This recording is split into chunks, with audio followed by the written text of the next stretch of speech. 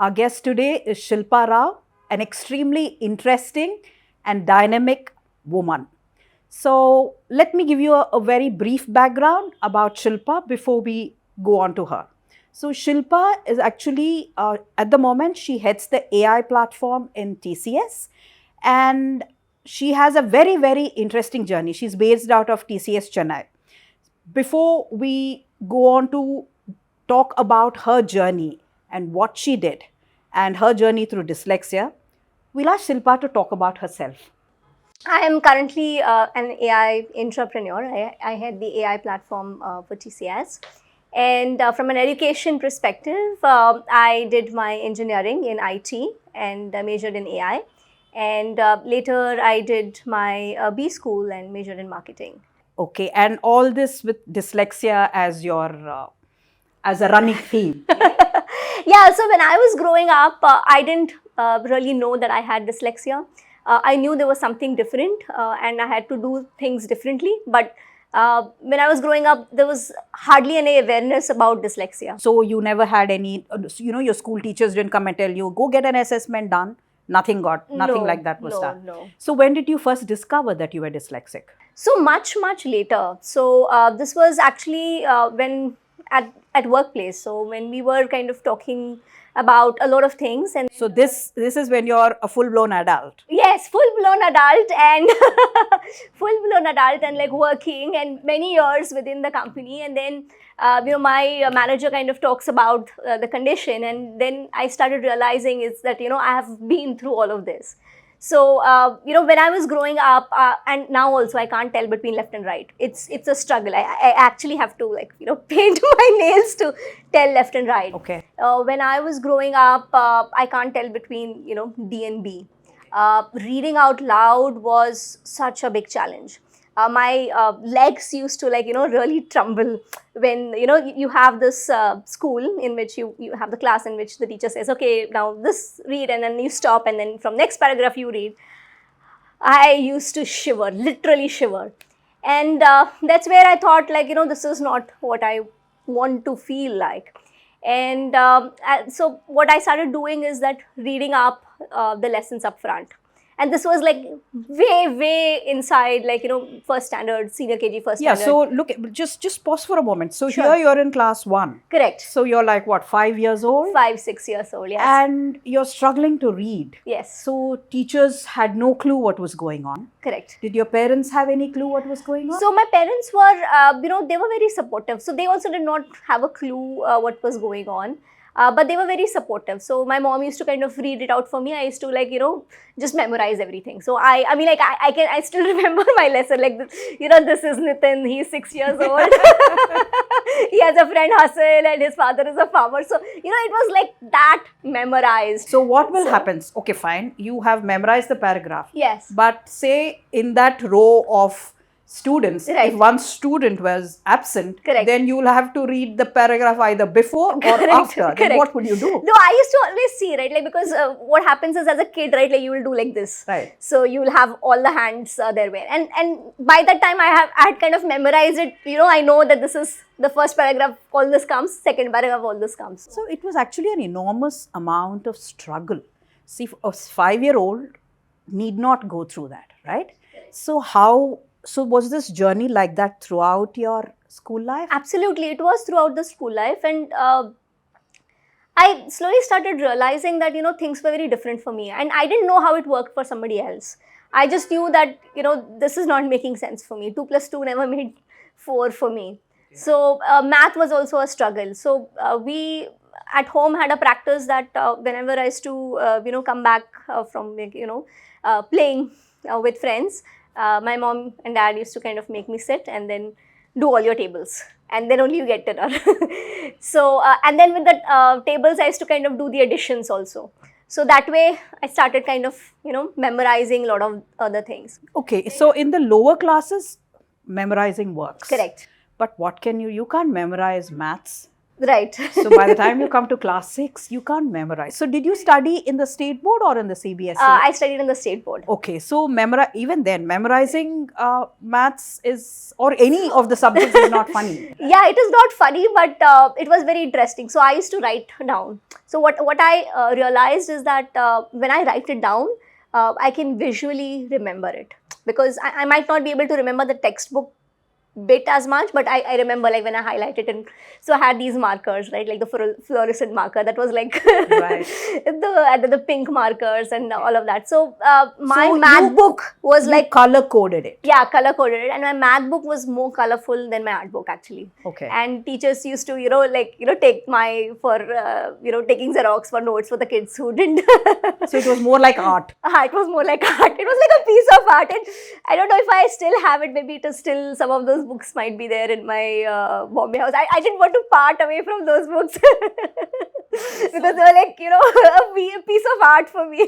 And then what happened? So you had to write your class 10 Correct. board exams? Yes, I had to write my class 10 board exam. So See, all this you're doing without concessions, without assessment, Correct. because it was not known not known at all. So maths, I was able to, I used to practice maths like crazy, because doing sums. So I mean, like, if you look at any board exam, and I mean, this might not be the best strategy, but at that point in time it worked. If you look at any board exams, there are only so much in the question bank, and Right. if you solve all of it, Right. and if you really solve all of it, Right. you get it. Right. So yeah, and I was again at math, I knew the answers for a lot of these problems, and sometimes I forgot the steps, but I knew, like, this is going to be 36 or this is going to be 37. Okay. So it kind of In the worked sense, that the way. rote learning and the memory. So Correct. this is actually phenomenal memory. Memory is what took you through this, right? Correct. And like writing it down. So everything, I used to write it down. Everything which come out of teacher's mouth, I used to write it down. So in all this, where was your childhood? So did you go out to play? Not so much.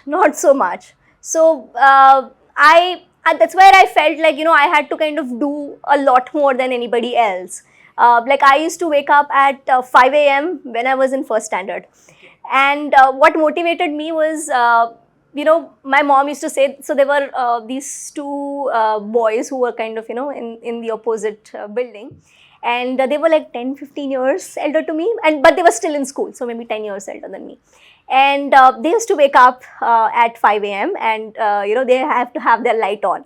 And that light was my motivation, like, okay, and they were like super good in school. So my mom used to say, like, see, you have to be like, that kid, right? So that way. So that kind of kept me motivated, and started, like, finding out ways to figure things out. Like for the B and the D, I used to, draw like a bat on this, so that I know Right. this is You had your own cues. So Yeah. ultimately, you figured your own Correct. ways of remembering things. Correct. Right? Correct. So in retrospect, if you had that help, Right. the help for, the remediation help that goes Right. on, do you think your journey would have been easier? Absolutely.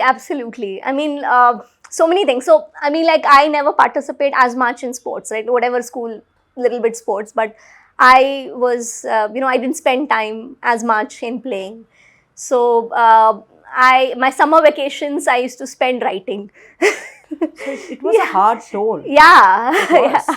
So then what happened? You finished your class 10.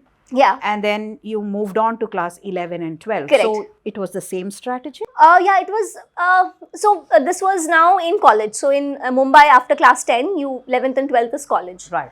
So there, suddenly it was a change, because you have to travel. I mean, that time my college was not in that 1 kilometer radius. Otherwise, my engineering college and my B school is in that 1 kilometer radius. And that was strategically chosen because, if you have to spend time, then you can't be tired, right? So, 11th and 12th was not like that proximate, but it was like not too bad.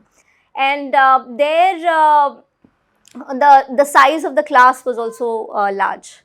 So how did you cope? yeah, so I used to actually sit on the first bench, And I used to kind of look at that time. I think I had glasses also, and I was not wearing glasses.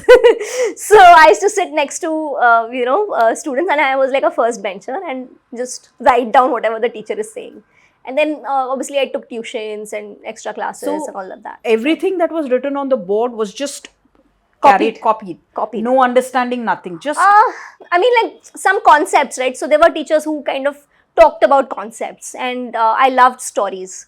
So all of that I could visualize and I could understand. But otherwise, it was for me to kind of, it was more just data. It was data. Okay. And you had to bring it back home and decipher the whole thing. Correct. So that took a longer time. That took like a longer time, because what happens is that when somebody says, it takes me time to kind of process. So I write it down. So that processing is, the time to process is still there for you? Yes. And today also, I mean, like when I got into TCS also, one of my, I started taking down notes, right? So every conversation and every meeting, I was the one who used to do the MOM. And in fact, that skill set got me into a consulting project, because I feel, I had like all the seniors and I was like just a fresher. But then they took me because, I had this MOM writing skills. Actually, that's a huge skill. Yeah. It's a very huge. So for you, it is a life skill. Yeah. So today also, like any meeting, I'm like constantly typing. Sometimes people, mistake it, saying that, I'm doing something on my phone, or, I'm not paying attention, but I'm actually noting it down. So, yeah. Taking down notes is your way of ordering your thoughts. Correct. Yes, right? Yes. And then I number it too. So okay. That helps me, because I do like a drawing on that number. Okay. So that kind of also helps me. So did anybody teach you to do this, or how did this happen? Interesting. It just happened over time. So you figured this out for yourself? Yeah, I don't recollect being taught some of these things. I mean, like my dad, perhaps he's also dyslexic, we don't know yet. But he kind of guided me in, some of the things, okay, try this, try that. And he was of the opinion that I should get as much exposure as possible. So I was part of every competition, and he said that it doesn't matter, right? Like the only competition that you lose is you don't kind of participate. So right. I was participating in everything, right from elocution competition to those Hindi exams. It didn't matter you won? It didn't matter I won, but what happened over a period of time, I was very good at elocution. Okay. So that kind of enhanced that skill, and it kind of helps you to get that confidence, so right? At which point in your life did you realize that, look, this is what I'm good at? Mm-hmm. And how did you realize? Very interesting. I don't know if I realized when I was growing, but I was kind of finding out things which worked for me. So what do you mean by finding out? So, like for example, when I could not do math, or I could not understand math, I started coloring it. Right. So, and that came with a lot of iteration, right? Like I started writing, and then I did something. I used to draw, make figures out of your own cues. Yeah, own cues, like what worked out for me. So it was more of experimenting what worked, because I knew that there is a goal. Right. And I have to kind of get to that goal. So it didn't matter how I did it. And in many cases, I mean, like you say, right, memorizing is not the best way to kind of study something in school. Correct. But yeah, that was reality for me. So I mean, and how, at what point in time you were like, hey, this is my forte, and let me pursue this? So after during 12th, right, that's when you kind of choose your career, and I was very good at art, and I said that maybe I want to try out architecture, because that's a logical step. And I did give exam, and then I also got into JJ School of Arts, which is like a renowned school in Mumbai. And but when I was giving the exam, I was like bored. So yeah, and I said that I want to invent things, and that's where I said I want to do science. And engineering just happened because the college was in 1 kilometer radius. So actually, you opted for engineering because the college was close by? I had absolutely no clue about IT or AI or anything at that point in time. So I just opted because the college was nearby, and I knew that it will help me invent. So you just jumped into a branch of engineering. What did you do? Yeah, so I got into IT, and because I mean, like, somewhere I was good at when I was in 10th standard and others. That time we had like those CD basics and Right, others. right. Yeah, and I felt that memorizing syntaxes. Okay, Yeah. so you got it. Yeah, That was easy for that you. is easy for me, and doing the logic was like even more easy because you could actually imagine things and do it. So without realizing that it was your forte, Correct. you took it because it was easier for you to do. Correct, easier for me to do, and I felt like somewhere it is a level playing field, right? Like, because uh, you can't, like, you can't make it's a syntax. It's Yeah, I know syntax is has its own structure. yeah, it's so Right. So with that you went into engineering. Yeah. Now the most common perception is, Right. look, you couldn't do you had to memorize school level maths, and look at engineering, look at the sort of maths engineering has. Right. So how did you manage that? So once you actually figure out in college, it was not that difficult. So I mean, I loved the concepts, right? Because the way it was taught. I mean, last time we were talking about, and we said that things like DBMS or data structure, cryptography, which had a very logical way of thinking to it. So that There is an innate dynamism. correct, and like you have to actually visualize a lot of those things. So that helped me. All those areas where there is dynamism and where there is visualization, Right. is where you went. Yes. I mean, I really liked it. I really loved it. I was like thrilled by the idea. Oh no, I can see it type. So yeah, So when you say you can see it, you see it where? I see it in my head. You see it in your mind's eye, Yeah. it's in your head. So how were your 4 years of engineering like then? Yeah, I mean, it was not too bad. So I was Did you have to put in the same amount of... I was putting effort. So it was effort, and then I was doing extra classes and all of that. So it was like full How patch. was it different from your school? It was not as much of an effort in the basics, right? So once the school was over, that kind of struggle was not there. Then it was very different. Another curiosity is, Right. now school is a small environment. Right. The space is small. Correct. From there you go to a college. Yes. Not only the space is big, Right. but the number of your classmates, the classroom sizes are big in Correct. terms of the number of students in the classroom. Correct. And then you have to navigate to classes. See, Right. you have trouble saying left, Yeah. differentiating left to right. Right. Now you have a class on the ground floor Right. at 10 o'clock, and on the third floor, fifth room to the left Right. at maybe 2 o'clock. Right. How did you navigate this? I'm on autopilot. So I just like just walk. I mean, like today also, like when I travel, right? Like I mean, just before the pandemic, I was traveling almost 20 days in a month. I just travel in autopilot. So I'm just like people, if they see me, they'll feel like a zombie walking around. So I mean, how do you do that? Good question. I have no idea. But in college it helped because I had friends also. So like, okay, all of them are going there, and I just followed. But yeah, and then you have like things you don't remember it with direction, but you remember like there is a portrait outside it, or there is the class looks familiar. And you didn't have problem seeking help when you needed? Yeah, absolutely. Everybody was like very friendly. Okay.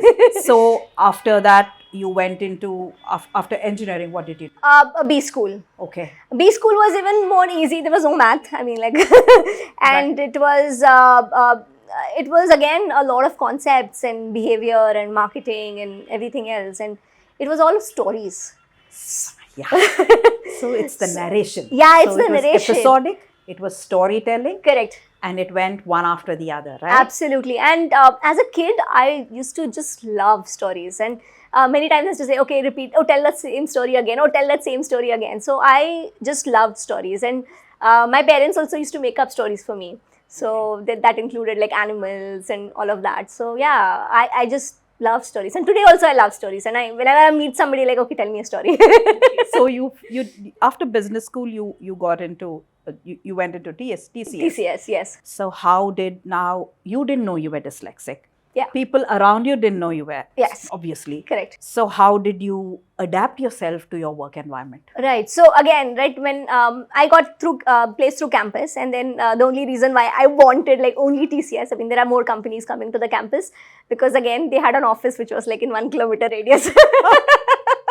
So this was his 1 kilometer. Yeah, 1 kilometer radius was like, okay, that's my world.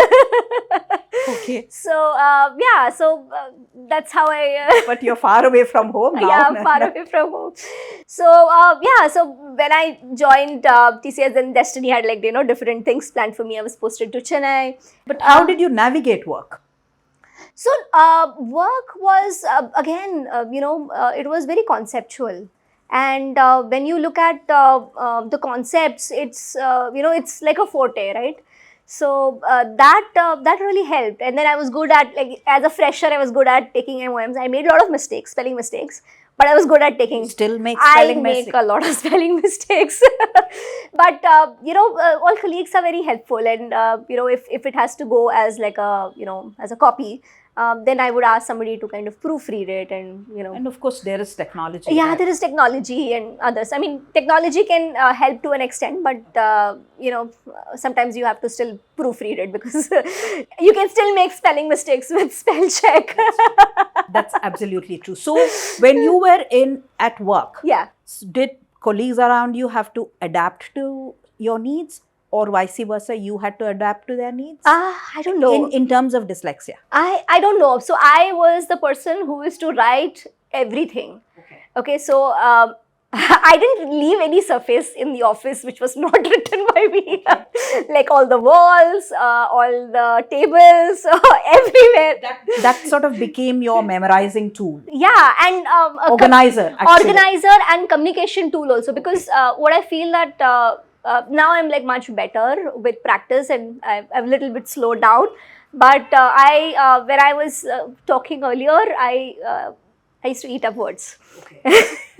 So my teachers and all others, even while writing, like, yeah, you tend to miss words. Yeah, you skip them or miss them. Skip them or miss them. Yeah. So and then. It's difficult to communicate, right? Like, right. What you're trying to say, and if you're kind of communicating on email, then it becomes even more difficult. So drawing it makes it easy, and then again it becomes an art form. So what would you say are your strengths as a dyslexic? Right. What are your strengths? Because would you agree, if I remove dyslexia from you, right, would you want it to go away from you?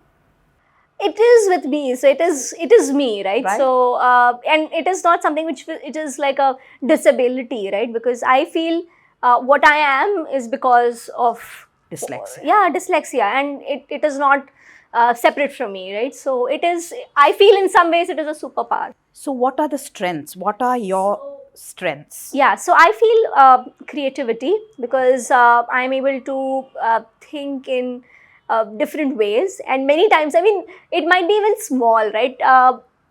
When somebody says something, it doesn't sound to me the same as it sounds to somebody else, and I could actually feel the buzz kind of going on in my head, like okay. So there are like just so many ideas which kind of spark out, and yeah, so that makes it makes it creative. Also, I can generalize things, right? So you can. What do you mean by generalize? So it is the big picture? Yeah, it's a big picture, and then you can take learnings from somewhere else and apply it to a completely new area. So that's a tremendous skill. Yeah, that's a phenomenal skill. So that I feel, because I'm always kind of, like, as I said, like, it's buzzes when somebody says something.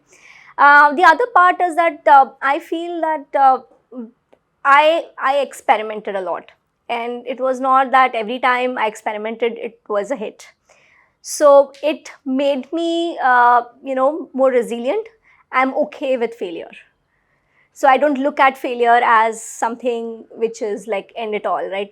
And when I was growing up, those Thomas Edison quotes, right? Like, you have not failed 10,000 times, you just learned 10,000 different ways of things don't work. Right, right. So that that became something which I imbibed, because I had to try so many times, and when things don't go fine, I kind of look at other ways of doing things, because I always feel it's maybe because I didn't get it right, and maybe I have to kind of shift like a perspective to do it. So you at TCS you have a lot of patents to your name. So what is it that you do? What is it that garnered these patents? Sure. So at TCS also, it had been a very interesting journey. This was when I was my first project, when I was posted in UK. I used to spend a lot of time at a grocery store, and different country grocery stores are like just fantastic. And when I saw one store associate throwing packs and packs of ready meals into trash can. So ready-made food. Ready-made food. Oh, it comes packaged right, in right. trash can, and that was my actually food at that point in time, because I was like in a different country. I didn't know how to cook and all of that. Right. And then when I saw that, it was like so criminal, because I come from a family where you have to finish everything in the plate, and even that karvapuli leaves also you have to finish. Right. So like he's throwing away, and then I asked him that why are you doing that? And then the reasons that he told me, I thought that those are some things which can be definitely solvable. So when I came back, I started with a small solution in the lab. Okay. And then, we kind of showed it to a lot of clients. And then there was one client CEO who said that this is exactly what I want. And, that's how the journey began. So we collaborated with the labs, and, and then so what you started built an that app for this? It was a data science product. Oh. Yes. So, and then now it has kind of evolved. What started as that is now kind of become a platform which is going across industries, which is helping companies to make strategic decisions in terms of, how do I increase my sales? How can I serve my customers better? And how can I make like bold decisions so that I can, de-risk my business and follow my purpose? And how can I cut waste? How can I cut waste? Yes, absolutely. So so that's been the journey. So how many patents do you have to your name? So overall, the product has about 35 plus patents, and a lot of them are which I co-own. So yeah. And what would you see? A lot of our viewers are children. Yes. and parents. Yeah. What would you want to tell children, especially a dyslexic child, Yeah. who may be struggling in school, struggling with a lot of things, just not work, Correct. I mean, just not homework, classwork, Right. but it's also self-esteem. So Correct. what is it that you would love to tell them? Just believe in yourself, right? And you're worth it. And don't be afraid to try out things, right? Like it's figuring out, and if every small win kind of helps you to reaffirm your self-worth. Right, so that becomes very powerful. Even if everybody says, even if your parents say anything, just don't give up, because you can do it. And as kids, there is a lot of self-worth when you grow up. So don't let it go away. Experiment it and like build on top of it. So, and you have a superpower, because you can do things which nobody else can do, and you can see things in such different light, and you don't even know when you are a kid that you are seeing it that different way, because you don't know what others are seeing. Exactly. And it is a superpower, so you have to just trust it and believe it. And what would you tell parents? Just believe in your child. And let them be. Yeah, let them be. Lovely, lovely. So that's the journey. Yes. Lovely to have you. Same here. It's been a pleasure. Same here. Lovely speaking to you. So thank you so much.